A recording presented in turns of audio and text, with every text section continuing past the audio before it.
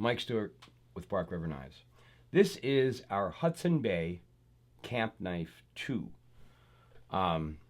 which means that it's larger than our original Hudson Bay Camp Knife.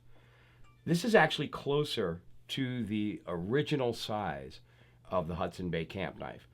And for those of you who don't know the history of it, this is the first knife that was actually designed specifically for the colonies here before we were in the United States.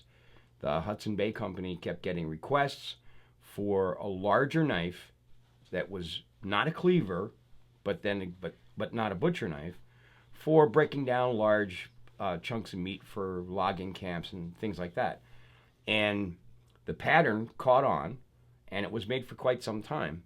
But this is actually the first use of the term camp knife in history that we know of.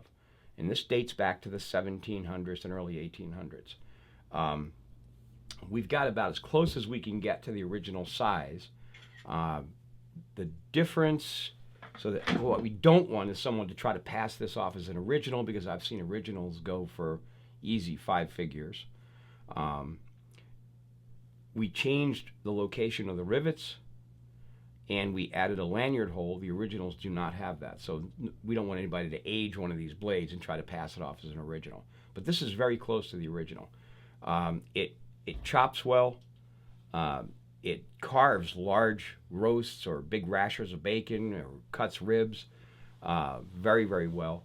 And it shows that when you design something that's task specific, it works just as well today as it did in the 1700s. This particular one is in black canvas micarta.